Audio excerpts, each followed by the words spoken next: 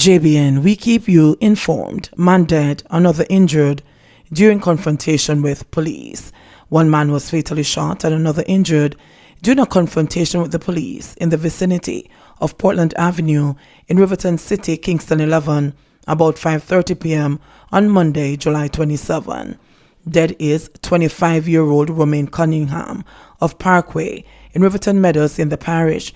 The injured man has been hospitalized under police guard. One Smith & Wesson 9mm pistol and 2 rounds of ammunition were also seized during the incident.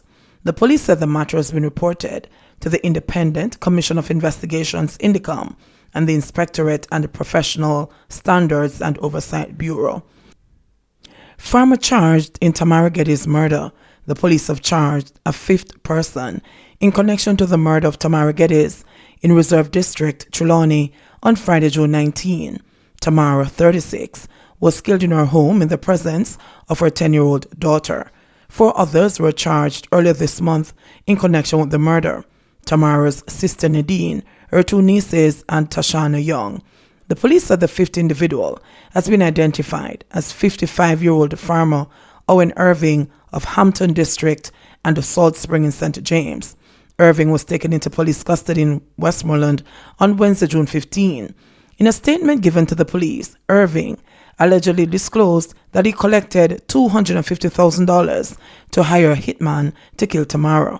He has been charged with murder and conspiracy to commit murder.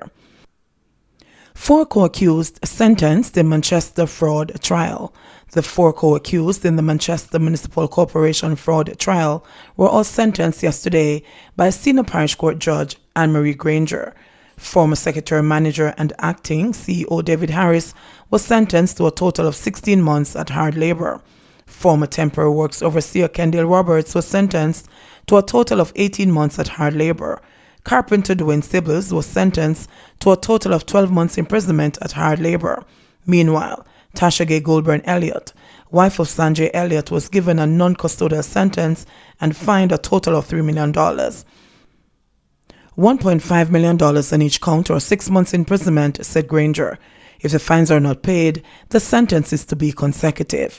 Prior to their sentencing, former Deputy Superintendent of Roads and Works Sanjay Elliott was sentenced to a total of 5 years imprisonment at hard labor. Granger said Elliott is considered the ringmaster in the multi-million-dollar defrauding of the corporation. The 3 former employees of the Manchester Municipal Corporation and 2 co-accused were convicted on May 15. Elliott, Harris, and the Sibbles were convicted of conspiracy to defraud the local government authority. They were also found guilty of breaching the country's Corruption Prevention Act. Goulburn Elliott was also found guilty of facilitating the retention of criminal property. The Crown said that between 2013 and 2016, the Manchester Municipal Corporation was fleeced of public funds amounting to $400 million in a conspiracy involving the individuals who were found guilty. Road fatalities climbed to 232. A total of 232 people have died in road crashes since the start of the year, according to the Road Safety Unit in the Ministry of Transport and Mining. The figure represents 36 fewer fatalities than the 268 recorded up to July last year, with statistics pointing to 31% of the fatalities being motorcyclists. Director of the Road Safety Unit, Kenute Hare, is reiterating the call for this group of road users to adhere to road rules and wear their approved helmets to prevent injury and/or death. Data from the unit also revealed that a total of 14 road traffic deaths occurred during the COVID-19 curfew hours since April. Of the 232 people killed so far this year, 49 were pedestrians, 24 were pedal cyclists, and 73 were motorcyclists. The remainder includes 9 pillion riders, 3 passengers of public passenger vehicles, 26 private motor vehicle passengers, 7 passengers of commercial motor vehicles, 6 passengers of a public passenger vehicle, 31 drivers of private motor vehicles, and the remaining 4 were drivers of commercial vehicles. Danville defends $5.9 million house cost. Danville Walker, the national director for the new social housing program, has defended the $5.9 million price tag for a 1-bedroom house that was recently constructed by the state entity An 88-year-old amputee, Winston Wint, in Bogue District, St. Elizabeth, on July 17, was handed the keys to the house, but the discussion about it has been more about the cost than the fact that he now has a decent place to call home. I have seen some of the comments on social media, and quite frankly, I know the cost of the building. The alarm may be from persons who are not really familiar with the cost of building. A one-bedroom house with a living and a kitchen area can cost you $6 million, Walker said. So the unit Mr. Wint will be receiving, as I said, it's a one-bedroom unit with bathroom, kitchen and living room. The unit is connected to a septic tank that is a 650-gallon. It has also a 650-gallon water tank and has connection to potable water and electricity.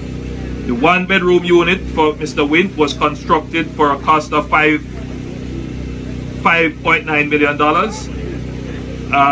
And that is a tidy sum.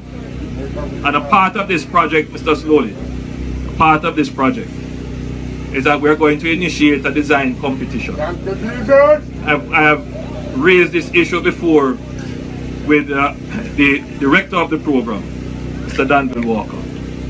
Very important point, because we are constructing these houses which can withstand category 3 and 4 hurricanes. So they are well constructed units. This will last for generations.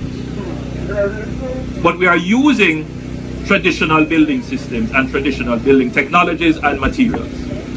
I believe the time has come for us to use our creativity as a people, and we have the capacity here to do it between the University of the West Indies and the University of Technology, to start designing building systems that are modular, easy, inexpensive. And I'm sure that the capacity exists. So, Director Walker, at some point, maybe next month, we should look at launching a design competition for these kinds of units.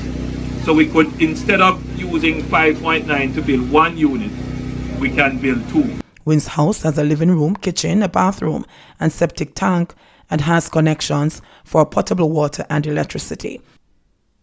What was unique about this particular house is we put in a wheelchair ramp, and also the house is on a hill. We have to build these homes where the recipient has access to land. The terrain is different for almost every single house. One of the challenges we had is that there is no water or light in that area, so we have to truck water to it, he said, of the Bogue District unit.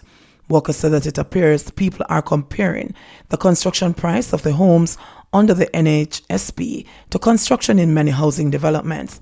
You can put 100 houses down in one area and you pretty much have them built like an assembly. And when you look at the unit cost of one of those homes, it is much cheaper because you actually pour the house, he said in reference to prefabricated houses. You build a framework and you pour the cement in that frame. And when you pull the frame, the house is standing there. Then you go through and put the roofs on all of them and you simply finish the houses. You cannot compare a house like this to one of those houses. It's block and steel, not poured concrete, which is much cheaper, he added. The NHSP director said he understands the alarm about the price, but stressed that the cost of the house is in keeping with reality. At the beginning of this program, we were given guidelines as to what to spend. The engineers and the quantity surveyors gave us what a one-bedroom, two-bedroom, or a three-bedroom involves, and we made sure we stayed below that, Walker said. Some $22.7 million was spent upgrading a tenement yard in Onoto Bay under the program. 3 sisters were the beneficiaries of 3 attached two-bedroom units with bathrooms and other amenities. Port Antonio to get bypass, says Holness. They claim that the town of Port Antonio in Portland is heavily congested and that future development on the horizon could be hampered and delayed. Prime Minister Andrew Holness has proposed a bypass for the resort town. Holness, who toured the northeastern parish on Friday with a delegation, including National Security Minister Dr. Horace Chang, was Portland Member of Parliament Daryl Vaz, East Portland MP Ann-Marie Vaz, along with a technical team from the National Works Agency, disclosed that Port Antonio is the next big thing for tourism. The Prime Minister pointed out that although the redevelopment of tourism is high on the agenda for Port Antonio, they have to ensure that such development is done appropriately, noting that emphasis will be placed on providing the resort town with a special kind of boutique high-end tourism. For that to happen, we need to reclaim the town, and what is happening is that your lovely, peaceful, historic town is taking on urban characteristics, and congestion is limiting your potential for growth and development, said Holness. He added, I have given direction to the National Works Agency to find the best alignment for a bypass for the town of Port Antonio. That will then give us options now for further land developments. It will give us options for developments along the seaside. When I say development along the seaside, I'm not talking now wholly and solely about resorts or those kinds of things. You really need to maintain your seascape, your ocean view, so that you can have promenades that people can walk and enjoy freely. All of these things are being contemplated. So this was a good term for Port Antonio and for Portland. And as they say, one good term deserves another. The Prime Minister also visited Manchonil and Hector's River in East Portland to have a first-hand look at the ongoing road construction of the Portland leg of the South Coast Highway project, expressed satisfaction with the scope of work completed thus far. His tour was, however, cut short as a result of the inclement weather. JBN, we keep you informed.